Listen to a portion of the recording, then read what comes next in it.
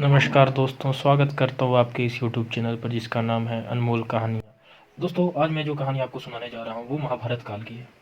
एक बार भगवान कृष्ण और बलराम किसी जंगल से गुजर रहे थे। चलते चलते काफ़ी समय बीत गया था और अब सूरज भी लगभग डूबने वाला था।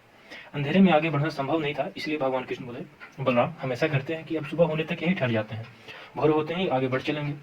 इस पर बलराम बोले कि इस घने जंगल में हमें खतरा हो सकता है, यहाँ सोना उचित नहीं होगा, हमें जाकर ही रात बितानी होगी। तो भगवान कृष्ण ने बोला, अच्छा हम ऐसा करते हैं कि पहले मैं सो जाता हूँ, तब तक तुम पहरा देते रहो, और फिर जब तुम्हें नींद आए तो तुम मुझे जगा देना, तब मैं पहरा दे दूंगा।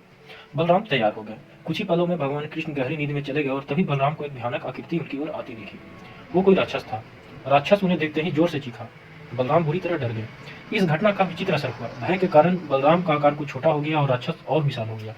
उसके बाद राक्षस एक बार और चीखा और पुनः बलराम डर के कांप उठे। अब बलराम और भी सिकुड़ गए और राक्षस पहले से भी बड़ा हो गया। राक्षस धीरे धीरे बलराम की ओर बढ़ने लगा। बलराम पहले से भयभीत थे और उस विशालकाय राक्षस को अपनी ओर आते देख जोर से चीख पड़े, कृष्णा, और चीखते ही वह मूर्छित होकर गिर पड़े।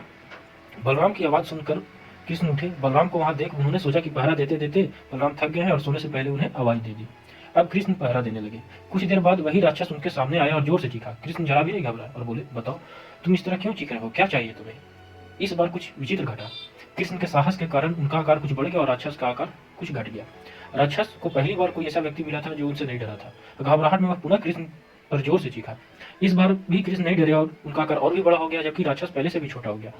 एक आखिरी प्रयास में राक्षस पूरी ताकत से चीखा, पर कृष्ण मुस्कुरा उठे और फिर बोले, बताओ बताओ तो क्या चाहिए तुम्हें।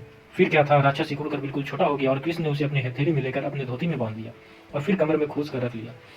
कुछ ही देर बाद सुबह हो गई। कृष्ण ने बलराम को उठाया और आगे बढ़ने को कहा। वे धीरे धीरे आगे बढ़ने लगे। तभी बलराम उत्तेजित होकर बोले, पता है कल रात में क्या हुआ था। एक भयानक राक्षस हमें मारने आया था। रुको रुको, बलराम को बीच में टोकते हुए कृष्ण ने अपनी धोती में बंधा राक्षस निकाला और बलराम को दिखाते हुए बोले, कहीं तुम इसकी बात तो नहीं कर रहे।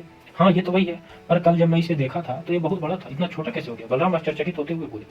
कृष्ण बोले, जब जीवन में तुम किसी ऐसी चीज से बचने की कोशिश करते हो जिसका तुम्हें सामना करना चाहिए, तो वो तुमसे बड़ी हो जाती है और तुम पर नियंत्रण करने लगती है। लेकिन जब तुम उस चीज का सामना करते हो जिसका सामना तुम्हें करना चाहिए, तो तुम उससे बड़े हो जाते हो और उससे नियंत्रण करने लगते हो। दोस्तों, ये राक्षस दरअसल हमारी लाइफ में आने वाले चैलेंजेस हैं, विपरीत स्थितियां हैं, लाइफ के प्रॉब्लम्स हैं। अगर हम इन सिचुएशंस को अवॉइड करते हैं तो ये समस्याएं और भी बड़ी होती चली जाती है और हमें कंट्रोल करने लगती है। लेकिन अगर हम इसका डट कर सामना करते हैं तो ये समस्याएं धीरे धीरे छोटी होती चली जाती है और अंततः हम उस पर काबू पा लेते हैं। तो दोस्तों, आज की कहानी यहीं समाप्त होती है और अगर आपको ये कहानी अच्छी लगी हो तो प्लीज़ इस वीडियो को लाइक कर दीजिएगा और मेरे चैनल को सब्सक्राइब कर दीजिएगा। फिर मिलते हैं अगले वीडियो में एक और नई कहानी के साथ। तब तक के लिए जय हिंद, वंदे मातरम।